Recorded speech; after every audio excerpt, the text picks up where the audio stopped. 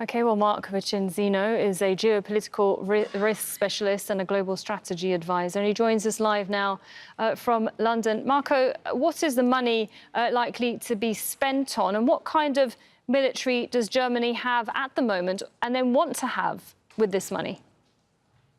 Basically, this historic policy shift, it's important for home and then also for broader Europe and beyond.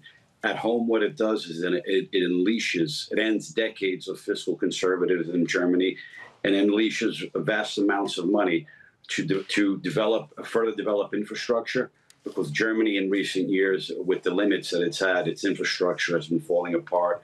And in addition to that, you have the fact that it's, apart from the infrastructure falling apart, is that you have the defensive situation in the country is even worse, to the point where the current German army is not able to put up with many of the expectations that the U.S. has of its NATO members in terms of air capacity. There's many dimensions. Basically, the bottom line, if you look at Germany as the third world's largest economy, where it stands economically and where it stands militarily, there's a vast gap, there's a vast difference that needs to be addressed. And these changes in Germany are not taking place by choice. They're taking place by necessity due to the rapidly changing situation geopolitically in Europe and around the world. And there's also the major concern that the U.S. under Trump will disengage from Europe and leave Europe exposed to Russia and an assertive China. And that's where I wanted to ask you, when it comes with the US, and you're saying about the disengagement, how important has it been for the US to not be disengaged until now, and how important has it to be part of the NATO alliance and not sort of move away or shift away towards Russia, for example? For far too long, there's been calls by the US, a long time before Trump, for the Europeans to strengthen their defense components, their defense capabilities. And over the years, there's been a lot of rhetoric, and people, and many in Europe, saying, yes, we will do it. And during Trump's first administration, a lot of his pressure led many countries to bring their defense spending to the NATO mandated 2%. But obviously, with the situation in Ukraine, it's going to have to be increased between 3 and 3.5%. And many European countries have been reluctant to do so, and because they've been on social spending. There's many domestic issues that they have, but security can't be taken for granted.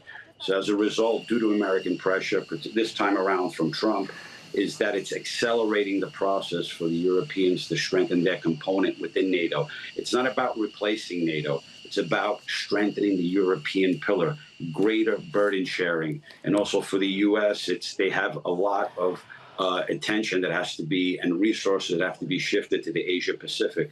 So the idea is that that Germany Marco, and European countries. I just wanted to ask you on something you just mentioned there about strengthening Europe. Now, we know that strength is in numbers. The UK held a meeting with France where they were discussing having this 30,000 number of troops, a force, if you like, to put together. Is Europe going to be on board, the whole of Europe? Can this be done alone by a few countries, or does it need all of them to get together to be able to have the defence that they are looking or seeking? The political realities in Europe are going to be shifting this towards a coalition of the willing within Europe. We've had probably a bit more than a dozen countries in Europe that have expressed a willingness to participate in what they call a reassurance force or a peacekeeping force on the ground in Ukraine. Obviously, that'd have to be, they want an American backstop. They need an American air power support, and without the American reassurances, many will be reluctant to go in. But the idea is that the Europeans themselves putting this together, led by the UK and France, and the other countries that have expressed support are mostly the Nordic countries, the countries from Northern Europe, Scandinavian, the Eastern European countries, many of them that are close towards the Russian border and that border on Ukraine. Where the reluctance seems to be coming from is further from Southern Europe, and that needs to be addressed. So the bottom line here is that finally there's been a wake-up call, a rude awakening for Europe.